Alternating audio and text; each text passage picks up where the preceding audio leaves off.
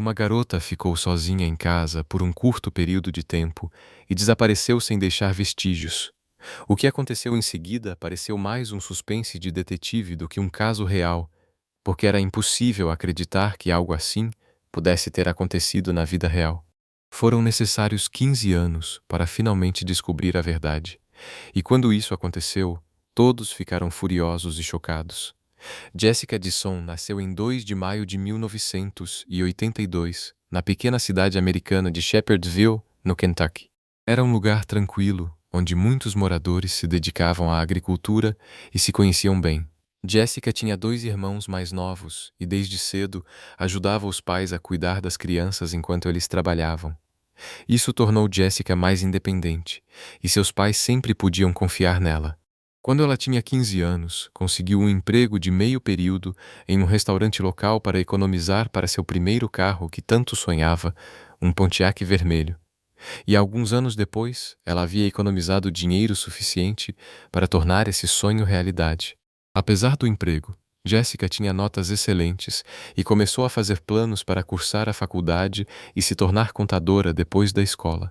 No outono de 1999, quando tinha 17 anos, Jessica entrou em seu último ano do ensino médio.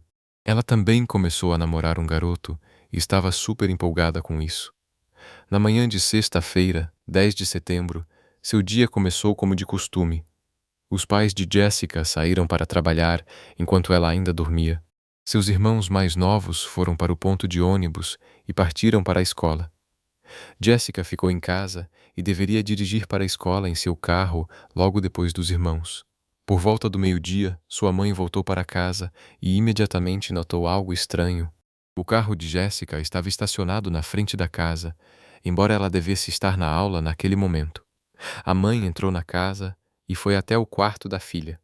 Seu pensamento inicial foi que Jessica pudesse ter dormido demais e perdido a escola, mas ela não estava em seu quarto. Em seguida, a mãe pensou que, por algum motivo, Jessica pudesse ter pedido carona ao pai para a escola. Ela ligou para ele, mas ele disse que tinha ido trabalhar sozinho naquela manhã. Pensando que poderia haver algo errado com o carro de Jessica, a mãe pegou uma chave reserva da casa para tentar ligá-lo. No entanto, assim que se aproximou do carro, viu uma cena perturbadora. Primeiro, a porta do motorista estava um pouco aberta.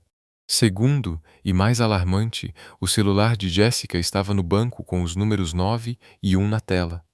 Debaixo do banco dianteiro estava um dos sapatos de Jessica e suas chaves, e no banco de trás estavam seus livros, roupas de trabalho e bolsa. A mãe imediatamente temeu o pior. Era evidente que alguém tinha tentado discar 911 no telefone de Jessica, mas não terminou. Além disso, Jessica obviamente não poderia ter simplesmente deixado todos os seus pertences no carro e ido embora a pé. A família morava nos arredores da cidade, então ela teria que percorrer várias milhas pela estrada caminhando. Os pais de Jessica ligaram para a escola apenas para ouvir que a filha não tinha comparecido à aula. De alguma forma, a escola não os notificou sobre isso como deveria ter feito. Algumas horas depois, a melhor amiga de Jessica, do restaurante onde ambas trabalhavam, ligou para os pais, dizendo que Jessica não tinha aparecido para o turno, aumentando a preocupação. Preocupados com a ausência de Jessica na escola e no trabalho e com o fato de seus pertences, incluindo um telefone com 9 e 1 discados, terem sido deixados em um carro destrancado, os pais decidiram chamar a polícia.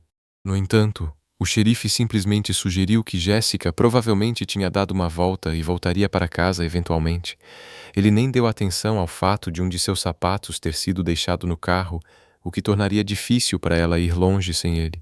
Os pais de Jessica tentaram convencer o xerife de que a filha poderia estar em perigo, mas, apesar dos apelos, ele se recusou a abrir uma investigação, deixando-o sem escolha a não ser voltar para casa.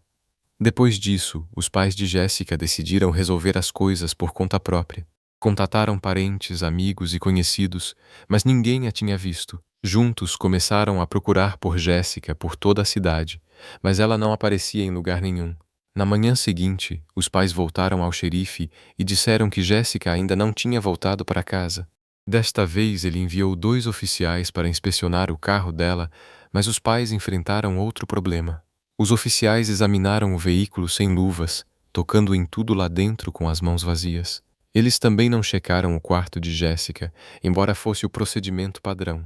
Mais uma vez, decepcionados pela polícia, os pais de Jessica tentaram obter ajuda da mídia local, chamando a atenção para o desaparecimento da filha e a falta de interesse dos policiais. Junto com parentes e amigos, eles iniciaram sua própria busca e também começaram a distribuir panfletos com informações sobre Jessica.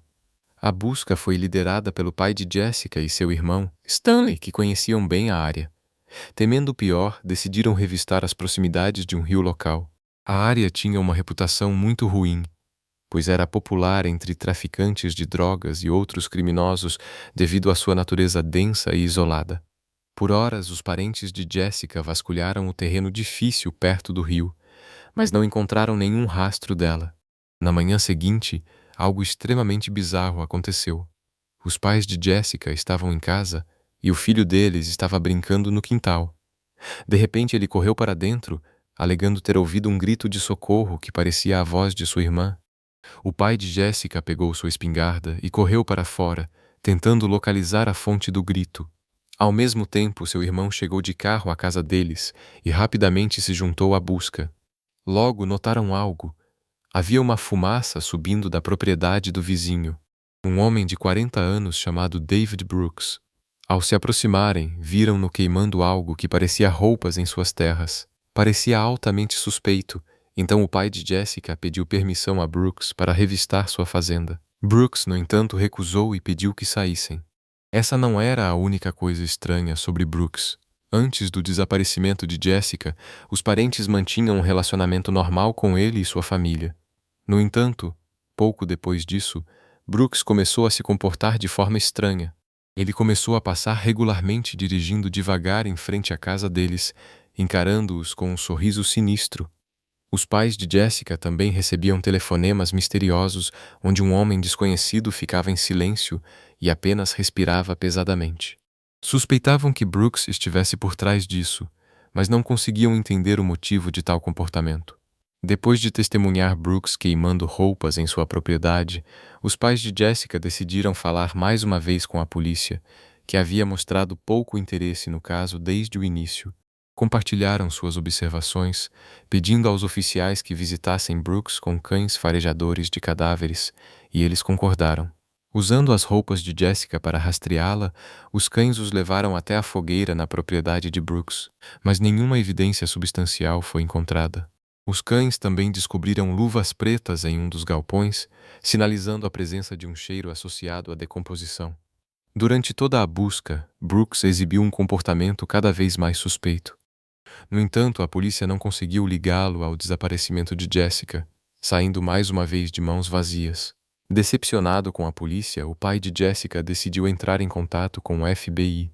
O escritório geralmente evita iniciar investigações baseadas apenas em ligações de parentes de pessoas desaparecidas.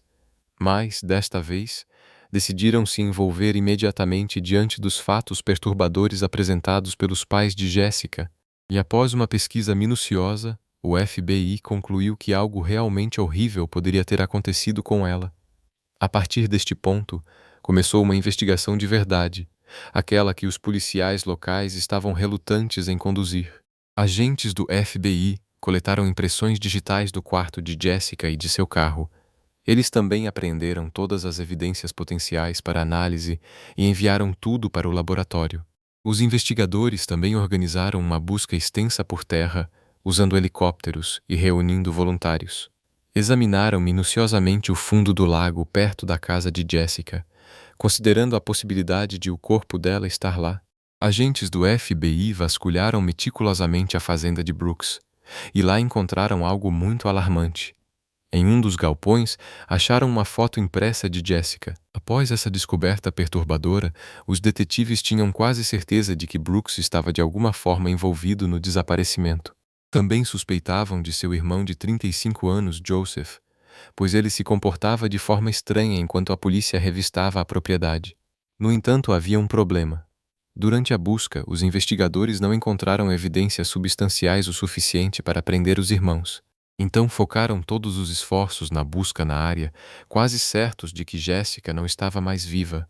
Em 27 de setembro, 17 dias após o seu desaparecimento, a polícia recebeu uma ligação. Uma mulher estava dirigindo pela estrada perto do rio, onde o pai de Jéssica havia procurado por ela nos primeiros dias. Ela viu algo estranho perto de uma árvore logo na beira da estrada e decidiu inspecionar. A mulher se aproximou, percebeu que parecia um corpo humano e ligou para a polícia na hora. Os agentes do FBI chegaram ao local e de fato encontraram o corpo sem vida de uma jovem mulher sem alguns dedos e membros.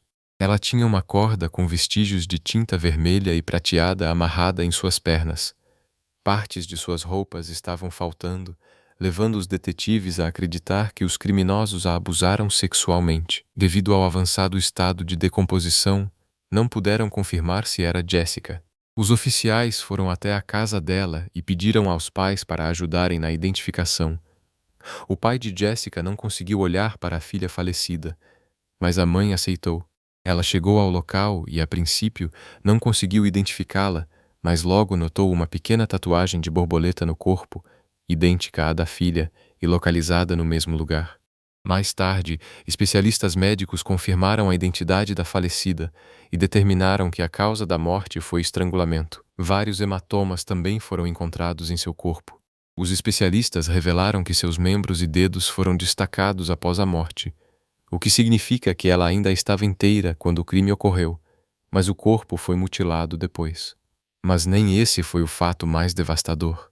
Descobriu-se que Jéssica esteve viva por aproximadamente 3 dias após o seu desaparecimento. Isso significava que a polícia teve a chance de salvá-la. No entanto, não tomaram nenhuma atitude para fazer isso.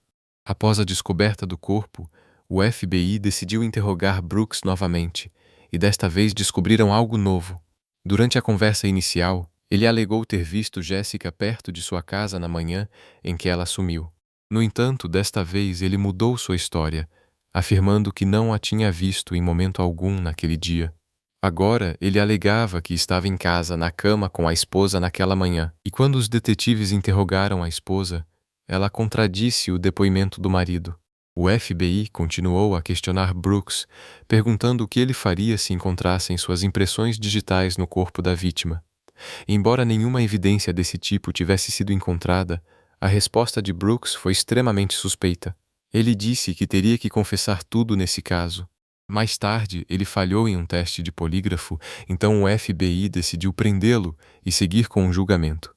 Eles sabiam que as chances de um veredito de culpado eram relativamente baixas, pois não haviam encontrado nenhuma prova sólida ligando Brooks ao assassinato. Tudo o que tinham eram indícios perturbadores, mas indiretos de seu envolvimento. Os detetives continuaram trabalhando no caso, procurando por qualquer evidência adicional. Enquanto as preparações para o julgamento se desenrolavam, os investigadores lembraram de outro detalhe interessante. Durante a busca no carro de Brooks, encontraram uma corda semelhante à usada para amarrar as pernas da vítima. No entanto, não foram encontradas amostras de DNA nela, tornando-a apenas mais uma evidência circunstancial. O julgamento começou em janeiro de 2003. O advogado de Brooks insistiu na completa ausência de provas e declarou a inocência de seu cliente. Outra coisa veio à tona durante o julgamento. Quando o corpo foi descoberto, os investigadores também encontraram alguns membros que faltavam da vítima nas proximidades. Eles os colocaram em recipientes especiais e os entregaram à polícia local, ignorando as etiquetas que diziam armazenar no refrigerador. Deixaram as caixas em temperatura ambiente, causando decomposição excessiva. Então, mesmo se houvesse alguma evidência potencial, incluindo possíveis vestígios de DNA do assassino, ela foi perdida devido a esse erro ridículo. Todas as outras provas circunstanciais contra Brooks careciam de peso suficiente. No final, os jurados não conseguiram chegar a uma decisão unânime, então o homem saiu livre. De acordo com as leis estaduais, ele só poderia ser acusado novamente se novas provas fossem encontradas. Para os pais de Jéssica, isso foi um golpe devastador. Eles quase não tinham dúvidas de que Brooks estava por trás do assassinato da filha. Além disso, se a polícia tivesse levado o trabalho mais a sério, a filha deles poderia ter sido salva. Então, no fim das contas, perderam toda a esperança de alcançar a justiça. Nos anos seguintes, este caso permaneceu sem solução e eventualmente foi quase inteiramente abandonado. Em 2012, uma nova detetive, Lynn Hunt, juntou-se ao departamento de polícia local. Ela foi designada para investigar casos não resolvidos e seu foco inicial caiu no assassinato de Jessica Disson. Ao revisar os arquivos do caso, ela ficou chocada com a negligência de seus antecessores.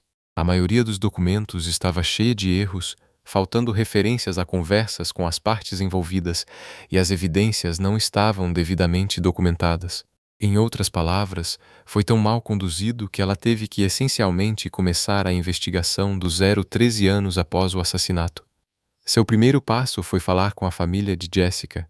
Um de seus irmãos, agora um adulto vivendo separado dos pais, entregou a ela uma caixa com os pertences de Jessica que estavam no carro.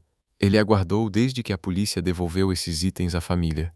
Mais uma vez, Hunt ficou atônita com a forma descuidada como seus colegas haviam lidado com as evidências, falhando em armazená-las adequadamente de acordo com o protocolo. Agora, depois de tantos anos, era improvável que esses itens a ajudassem. No entanto, ela continuou diligentemente a examinar tudo o que podia encontrar. Logo descobriu um detalhe interessante entre os documentos. Era o relatório do exame médico de Brooks. Dizia que seu QI era de apenas 61, o que é bastante baixo. Isso levantou preocupações sobre todas as ações policiais, incluindo os interrogatórios de Brooks. Dado seu QI significativamente baixo, ele pode não ter entendido totalmente a maioria das perguntas e pode ter dado respostas nada adequadas. Tudo isso levou Hunt a considerar que o homem poderia não ter conexão alguma com o caso, já que seu comportamento estranho poderia ser facilmente explicado por seu QI extremamente baixo. Então Hunt começou a pensar: quem mais poderia ter cometido esse assassinato? Ela pesquisou extensivamente todos os envolvidos no caso ou que moravam perto. Isso continuou até setembro de 2014, quase 15 anos após a morte de Jessica. Um colega de outro departamento ligou para Hunt para compartilhar uma informação intrigante. Um detento de uma prisão estadual do Kentucky alegava saber a verdadeira identidade do assassino de Jessica Disson. Hunt abordou essa pista com um leve ceticismo. Geralmente, quando detentos queriam compartilhar alguma informação com a polícia, acabava em decepção e perda de tempo. Muitos deles apenas inventavam histórias para conseguir liberdade condicional antecipada ou melhorar suas condições na prisão. Ainda assim, ela entendeu que não poderia ignorar essa pista sem verificação. Ela foi à prisão e se encontrou com o homem que supostamente tinha a informação. De acordo com ele dividiu a cela por algum tempo com um indivíduo condenado por abuso infantil, a mesma acusação dele. Nesse terreno comum, os dois se tornaram amigos e trocavam detalhes sobre seus crimes ocasionalmente. Um dia, o colega de cela disse a ele que, entre outras coisas, ele havia assassinado Jessica Disson. Depois disso, o informante soltou a bomba, dando à detetive o nome desse homem, deixando-a em choque. Era Stanley Disson, tio de Jessica, irmão de seu pai. De acordo com o informante, Stanley disse a ele que havia abusado sexualmente de Jessica por vários anos enquanto morava na casa deles. Ele ameaçou matá-la ou alguém próximo a ela se ela contasse. Na primavera de 99, quando Jessica arrumou um namorado, Stanley começou a temer que, mais cedo ou mais tarde, ela pudesse confessar a ele sobre o abuso de seu próprio tio. Na manhã de 10 de setembro, Stanley chegou à casa dela quando Jessica estava sozinha. Ela estava lá fora entrando no carro, já tendo carregado todos os seus pertences. Stanley se aproximou dela e exigiu que ela terminasse com o namorado. Mas Jessica recusou e ameaçou denunciá-lo se ele não a deixasse em paz. Ele começou a ameaçá-la e ela pegou o telefone, tentando discar 911. Stanley tentou agarrá-la, mas Jessica se soltou e correu para dentro da casa. O homem a seguiu até o seu quarto, a golpeou e a amarrou em seus lençóis, antes de levá-la para um galpão abandonado não muito longe de onde seu corpo seria encontrado mais tarde. Stanley a manteve viva lá por vários dias, submetendo-a a abusos e tortura. Então ele a matou, moveu o corpo para um local visível perto da estrada e enterrou os lençóis no chão sob o galpão. Ele também mencionou que, após o assassinato, removeu alguns dos membros da vítima, esperando enganar a polícia para que pensassem que traficantes de drogas estavam envolvidos. A detetive Hunt percebeu que essa informação nunca foi divulgada. Apenas os parentes mais próximos de Jessica sabiam sobre os membros que faltavam. Então o informante não poderia ter inventado esse detalhe. Por fim, ele também acrescentou que Stanley enterrou o sapato de Jessica sob uma árvore quebrada perto do galpão. Hunt decidiu verificar todas essas informações sobre as evidências enterradas. Dada a falta de pessoal no departamento de polícia local, ninguém de lá pôde ajudá-la. Então ela procurou o irmão de Jessica e alguns outros parentes que concordaram em participar da busca. Ela não disse a eles que Stanley poderia ser o assassino, pois decidiu encontrar alguma evidência para apoiar essas acusações chocantes primeiro. No primeiro dia de busca, não conseguiram descobrir nenhuma pista. Sob chuva torrencial, cavaram nas áreas que batiam com a descrição do informante, mas não deu resultado. No dia seguinte, o irmão de Jessica e Hunt retornaram ao local. No caminho, ele apontou um celeiro abandonado ao longo da estrada. Eles foram para lá e começaram a cavar o solo lá dentro. E quase imediatamente houve o avanço tão esperado. Descobriram um lençol enterrado. Hunt coletou a evidência e correu para a casa de Jessica. Ao longo de todos esses anos, seus pais não haviam feito nenhuma mudança em seu quarto. Ele permanecia exatamente como estava no dia em que a filha desapareceu. Graças a isso, Hunt pôde confirmar que o lençol encontrado fazia parte do jogo de cama de Jessica. Ele estava ausente da cama, e o outro lençol tinha o mesmo padrão. Imediatamente após essa descoberta, Stanley foi preso e levado para interrogatório. Ele se recusou a confessar o crime, embora parecesse visivelmente abalado durante a conversa com os detetives. Eventualmente, ele foi acusado de assassinato e o caso seguiu para o tribunal. O pai de Jessica não conseguia acreditar que seu próprio irmão tivesse cometido um ato tão hediondo contra sua filha. Ele passou por uma fase de negação total, mas acabou aceitando essa realidade insuportável. Mais tarde, ele lembrou que, nos primeiros dias do desaparecimento de Jessica, foi Stanley quem sugeriu procurar o corpo perto do rio. No entanto, durante a busca, ele de repente se sentiu mal e seu irmão o levou para casa. Acontece que isso aconteceu a apenas algumas centenas de jardas do celeiro onde Jessica estava, sugerindo que Stanley os desviou deliberadamente de encontrá-la enquanto ela ainda estava viva. Durante a preparação para o julgamento, a detetive Hunt pesquisou o passado do suspeito, tentando encontrar alguma evidência adicional. Ela já sabia que ele havia cumprido pena por agredir outra garota da família, mas Hunt logo descobriu um fato ainda mais perturbador. Várias outras mulheres intimamente ligadas a Stanley disseram à polícia que ele as havia abusado sexualmente quando eram jovens. O padrão era consistente. Ele dizia aos parentes que temporariamente não tinha onde morar e pedia que o deixassem ficar em sua casa por um tempo.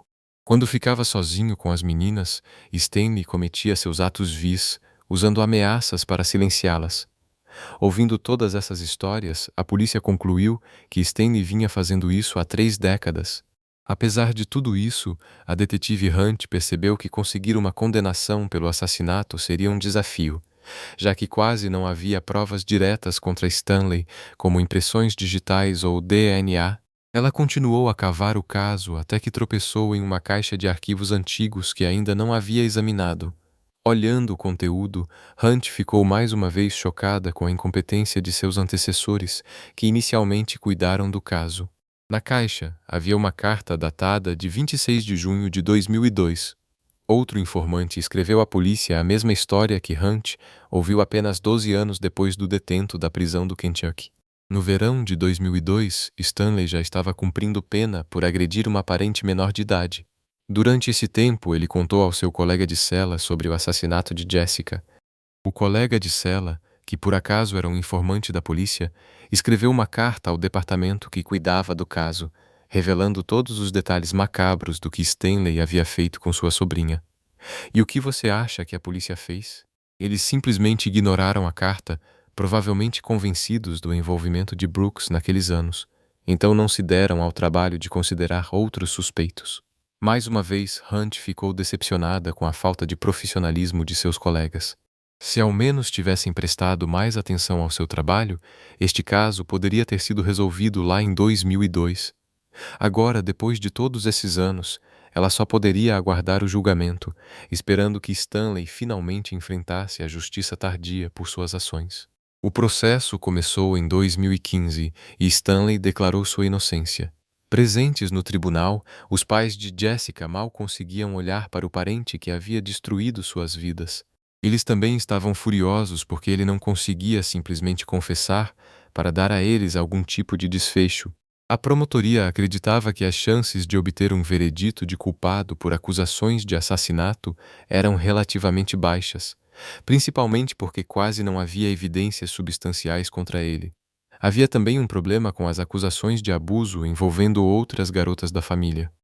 Todas elas teriam que testemunhar no tribunal descrevendo as ações de Stanley contra elas em grandes detalhes. Então a promotoria decidiu oferecer a Stanley um acordo judicial. Eles concordaram em retirar a pena de morte em troca da confissão de Stanley, tanto nos abusos contra parentes quanto no assassinato de Jessica. No final, ele concordou e se declarou culpado. Como parte do acordo, ele não foi obrigado a revelar nenhum detalhe específico dos crimes. Os pais de Jessica, que desejavam saber toda a verdade, não ficaram felizes com isso, mas Stanley permaneceu em silêncio. Sob os termos do acordo, o assassino recebeu uma sentença de 20 anos de prisão com a possibilidade de liberdade condicional após 15 anos. Dado que ele tinha 56 anos no momento da sentença, Stanley pode ser libertado aos 71. Após o julgamento, o pai de Jessica prometeu que, se seu irmão não morrer na prisão, ele estará esperando por ele para resolver as coisas com as próprias mãos. Em 2019, Stanley deu sua primeira entrevista, alegando que não matou Jessica. Segundo ele, estava no trabalho naquela manhã, mas era impossível verificar depois de 2 décadas. Ele também não conseguiu explicar como 2 informantes não relacionados apresentaram histórias idênticas, incluindo detalhes conhecidos apenas pelo assassino, como o local do enterro dos lençóis. Quanto a David Brooks, os detetives ainda não descartam seu potencial envolvimento menor no caso. Stanley o conhecia e poderia ter pedido ajuda para descartar os pertences da vítima. Dado o baixo QI de Brooks, ele pode não ter entendido totalmente a situação. É possível que ele tenha queimado as roupas da garota no fogo e Stanley possa ter entregado a ele as luvas com o cheiro do corpo que os cães detectaram. Também é possível que ele tenha deixado a foto de Jessica no galpão de Stanley para incriminá-lo. No entanto, a verdade pode nunca ser revelada, já que Brooks faleceu em 2021 devido a problemas cardíacos. Vale mencionar o momento em que, no terceiro dia do desaparecimento de Jessica, seu irmão mais novo ouviu um grito de socorro do lado de fora, pensando ser sua irmã. Ainda é impossível dizer com certeza o que aconteceu naquela hora. Naquele momento, a garota ainda poderia estar viva, mas Stanley a mantinha no celeiro a algumas milhas de sua casa. O mais provável é que a criança tenha imaginado devido ao estresse ou que outra pessoa estivesse gritando. Mas há uma versão um tanto improvável. Como lembramos, logo após o pai de Jessica correr para fora, Stanley chegou à casa, o que significa que ele estava por perto. Poderia ser que a garota estivesse em seu carro com a boca tapada ou inconsciente. No entanto, essa teoria parece altamente improvável. Compartilhe seus pensamentos sobre a história na seção de comentários e não se esqueça de clicar no botão de gostei e se inscrever se gostou deste vídeo. Obrigado por assistir.